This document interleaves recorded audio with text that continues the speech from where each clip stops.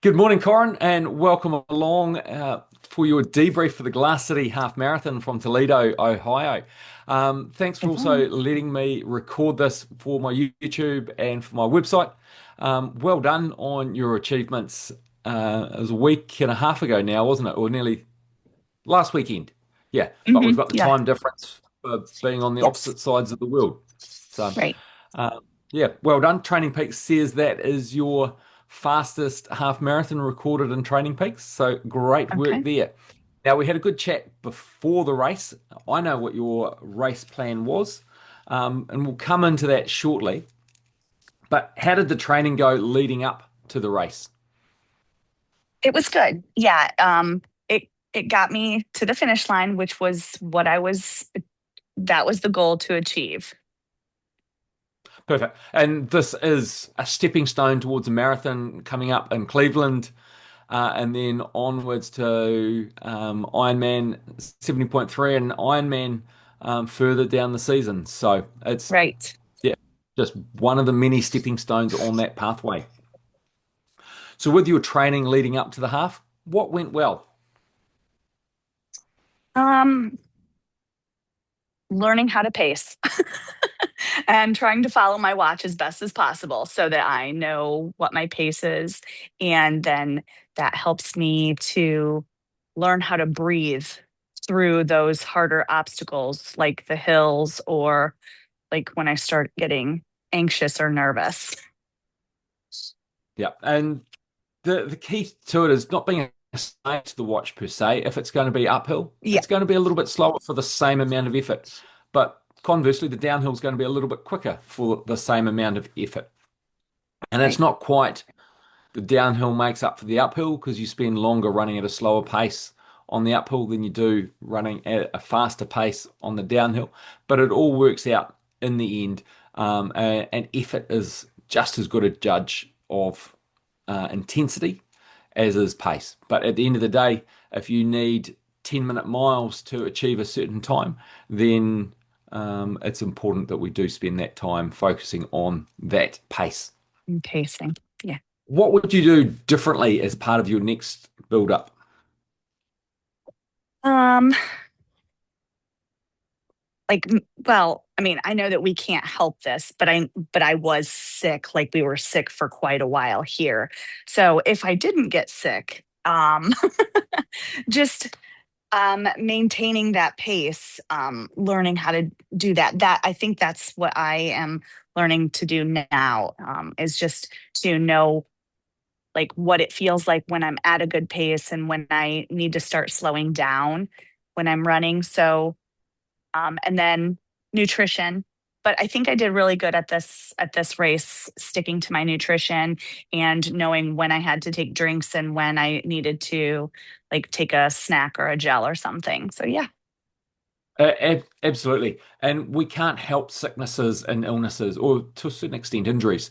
We can prevent some injuries by not doing silly things. And my half marathon build up is being influenced and disrupted by an injury at the moment. So it's important that right. recovery is the key. Recovery from the training you do, but also you're not going to improve if you try and train through an illness or sickness. It's going to spiral you down into a situation that is going to take a lot more effort to get out of. So it's important that you do recover from any illness or injury and make sure you are fit and ready to go to build up as opposed to trying to train and it just knocks you down even more and creates a greater recovery mission later on. So it's important that we do take a step back and get over the illness before we start trying to move forward with our fitness. How was your nutrition and hydration in the days leading up to the event? It was pretty good. I you gave me the sheet to follow, so I absolutely wrote that on there because that's something that I don't normally think about. Like I guess that's always last on my mind preparing up to.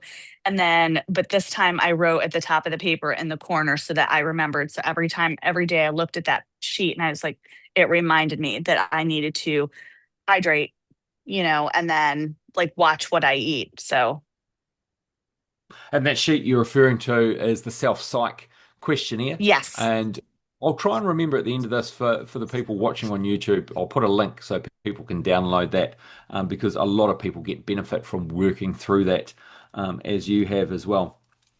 How did your sleep go in the days leading up to the race, as well as your stress during the days?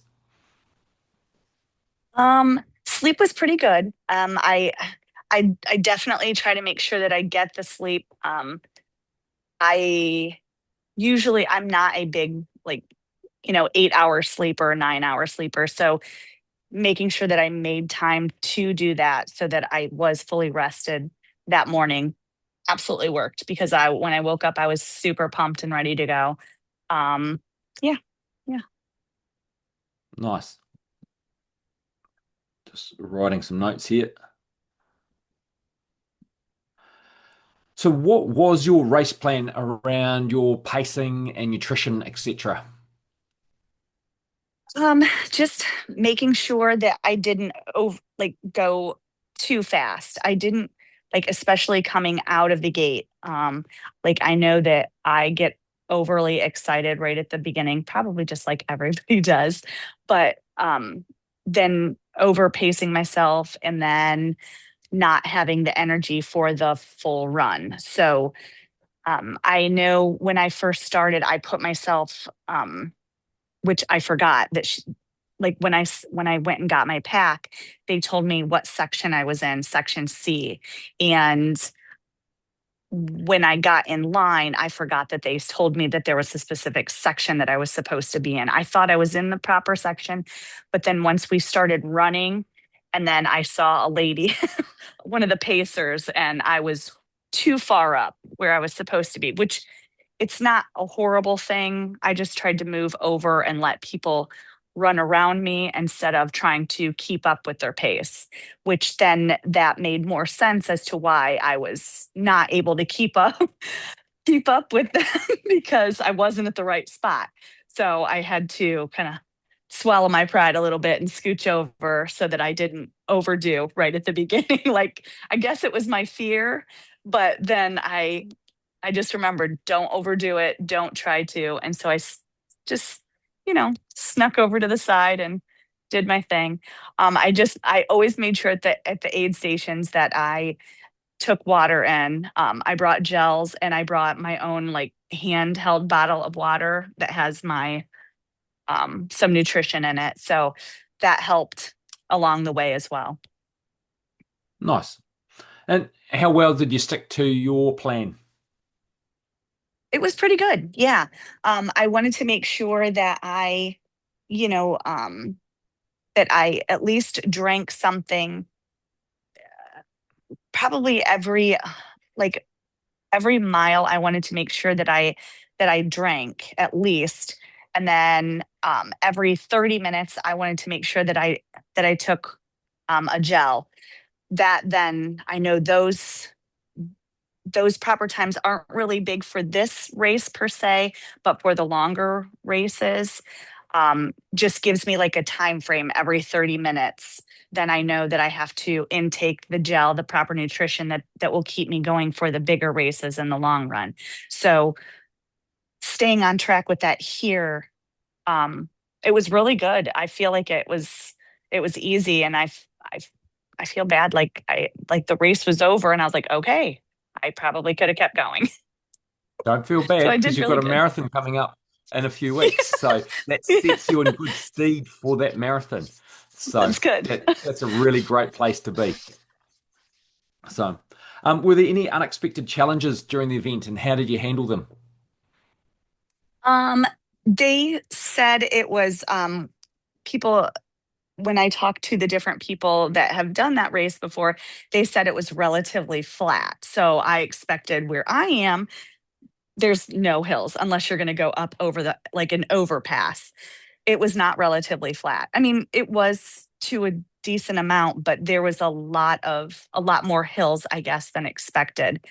Um, so it wasn't a bad thing. Just I guess when your mindset is not as many hills, um, it didn't. I mean, it just made me work harder for the goal, Yeah. and and my time, like I was really close to my time, so I was really excited. So I did really well. Nice. Well done. In terms of people's interpretation of hills as well, that's Yeah. always a sticking point. Depends where someone's come from as to what they consider a Yeah. hill. And I know the geography in the United States is a lot more diverse than it is here in New Zealand. And someone from Colorado probably would have said that the course was totally flat, whereas someone from Kansas might have said that that was a mountainous course. Yeah. And we have places here in New Zealand that have less hills than others, and people's interpretations of what constitutes a hill and what's just a wee bump can vary from place to place. But if we look It's at your definitely a physical, learn, something to learn yes, that I so for future. thinking about your physical performance now, how did your body feel during the race? What were your energy levels like? Muscle fatigue, any cramps, that sort of thing? Um, because my because the pace was faster than what my normal pace was. Um, like, and you broke it down into 4 miles, 4 miles, and 4 miles. So the first set was pretty good, and I thought, okay, my legs were doing okay. During that second transition, moving up, my legs started to feel it. We were almost finished with that second set, and they started kind of like, I could really feel they were getting fatigued, a little bit sore up in my thighs. um the last portion, I'm not really sure where it came from, but I thought, like, somebody said, you only have a 5K to go, and I thought, 5K, let's do this. So I mean, I I they weren't sore. Like, at the end, there was a pretty good uphill. Um, and I thought, oh my gosh, I can't believe I'm staying at this pace and going up this hill at the end. When I got up the hill, my legs were like, they were done for a minute, and I knew I still had a little while to go. Um, so there was no cramps, no anything. Just I think it was just a little bit worn. Like, the next couple of days afterwards, they were more sore than I would have thought that they were going to be. But then I just had to remember, I ran faster than what I normally did, which was probably the reason as to why they were a little bit more sore. Yeah, and we pushed that by following the one third pacing strategy. The first third, or Yeah. four, I think it's 4.2 miles. Yeah. I Actually, no, it must have been a bit more than that. But four think it point was something miles. 4.3. Yeah. 4.3. Um, the in the metric system, I'm used to working with kilometers, so the 7 kilometer mark, so 4 point something miles, at a slightly slower pace than goal pace, then stepping it up in the middle third, and then the final third, pushing that pace through a little bit more, and then leaving 100 and something meters to finish with and finish stronger again. And you did that really well. Um, what part of the race felt the strongest? Um, I would say closer to the end, really. Um, I thought I thought that, like, I saw the big pillars, and I thought that the race was going to be over with. So I pushed myself at the end really hard. And then I kept following people around another corner and around another corner. And at one point, I was like, my legs were done. And, this kid was standing on the sidelines. He's like, you have to go around this corner, keep going. And I was like, there's no way, but I'd have no idea. But I got the extra boost, and I went up around that corner, and my time was a lot faster for that last mile than I thought it was. And I was really proud of myself for pushing so hard. Yeah, you did well. And looking at the map, there's lots of twisting and turning through the University of Yeah. Toledo there. So great work with that strong finish. What part of the event felt the toughest? Um, definitely the middle. I don't know why, like, about mile 6. And the only reason I know is because people were holding up signs at mile 6, like you're almost halfway. And I remember my body just kind of like, just, just like over it and like wanting to try to do like some type of a shutdown. And I was like, no, we're not doing that. I thought it's only been like a 10K, and I couldn't figure out like why I was feeling the way that I was feeling. But I just pushed through, like, just, I guess, total fatigue, not really mentally, just I think that's when my body was just like, okay, but I don't, I don't know. There was like, and then there was another high hill. So at one of those aid stations, I grabbed a Gatorade with the water. I don't think the Gatorade was like the magic potion or anything. I think it was just, trying to push my way through it. Yeah, nice. And on that note, how was your nutrition and hydration strategy? Was that effective? Yeah, I think it was. I think it was good. What about the mental performance? How did you manage your mindset and focus during the event?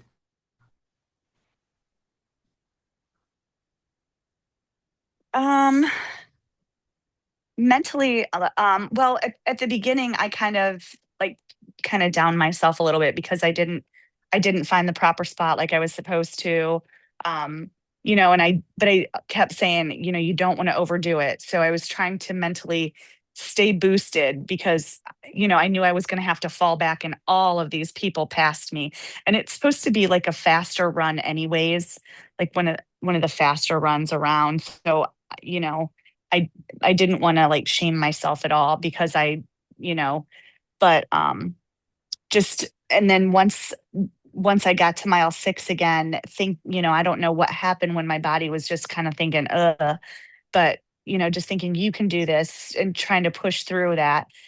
I'm not really sure why it did that, but then mentally saying you can do this, I mean, I know it's not only like a 13 miles, but you know, thinking it's only 13 miles, you can do this, you can keep going. And then just trying to find smaller goals so that it wasn't, oh, you still have like 7 more miles to go. So just trying to say, okay, let's make it to mile 7. Let's make it to the next, fountain drink, or, the drinking table. Let's make it to mile 8. So just trying to find the smaller goals. There's a guy with the blue shirt. Let's see if we can like stay caught up with him. So I didn't like, go downhill after that mile 6 time frame. Nice. And that sort of answered my next few questions. So, in terms of your negative thoughts and how you overcame them. So, thanks for moving through that. Perfect. What kept you motivated though during those tough moments? Um, that I can do this. I just kept saying, you can do this. You can do this. You've done it before. Even if I didn't do it before, just saying, you can do it. Um, Even if I had to go slower, like at a slower pace, I mean, it wasn't going to be, it's not going to be the worst part of life. It would have just been slower and it would have been okay with something more to practice or to work on for futuristic goals. So um, I didn't I didn't worry too much about it, but just constantly saying to myself, you can do this, you can do this. Just make it to the next, make it to the mile 7, make it to the next table, and knowing that it's such a smaller goal that you can make that goal. And then once you're there, you're like, okay, all right, I made it here. Okay, now make it, can you do the next one? And then once you made it, just the smaller goals I think helped. Nice. With some post-race reflection now, what went well overall? Definitely. I know my nutrition did. And then because I didn't, knowing that I'm still like that it's a work in progress, like I didn't have an upset stomach anywhere. It didn't, that didn't fluctuate like from the day before to that day and then like the day after. So knowing that I'm really doing well with the nutrition, knowing that nothing changed um during any of that time. um, Taking the Gatorade made me nervous, but I thought it's not going to be too much of a difference because of all of the stuff that I'm already taking. So, um, And then just, my legs being sore after a couple days. But like I said, I figured that was just more towards because I pushed so hard and I ran faster. So it wasn't anything bad, just, having to stretch a lot more and, working through, getting on the bike and moving my legs a lot more. Nice. What would you change or improve for your next event? Um,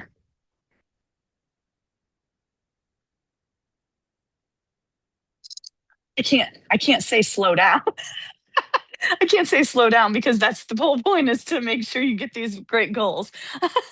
um, no, I mean, I think we're staying on a really good pace. The nutrition portion is going pretty good. Following like what I did for sleep and following what I did for the nutrition up to date, I think I did okay with. Um, and then I got really great sleep. So I think we're at a really good spot that, Yeah. you know, for the race, in 2 weeks, I think I'll be all right, manage Yeah, it. things went pretty well. So obviously the race goal is going to be different at a different event, and we'll talk Yeah. about that separately. hmm What did you learn about yourself as an athlete? Um, when I knew that there was just the last 4.3 miles, and I thought, okay, you made it this far, you can push yourself with that faster speed, because I just said to myself, I'm like, okay, it's this speed, you can do this. You're going to be tired at the end, just push through it. And knowing that, like, mentally, then all of this, and your legs all of a sudden are like tried to rebel against you, and you're like, no, it's only this amount longer, and pushing through that at that faster pace. And at the end I thought, look at, I made it across the finish line doing that faster pace, and I was proud that I was able to keep up with those numbers and push myself and not let myself get tired, not stop. Yeah, you did amazing and you got the kudos with that PB as well. So congratulations Yes. and Yes. nailed those times right through the event. So you Thank you. worked hard and you got those results. Thank you. All right, well, congratulations again, and onwards and upwards to the marathon in a few weeks. We'll stop the recording here and we'll talk about that a little bit more off air. And yeah, Sure. Thank thanks you. again. Congratulations. Thanks.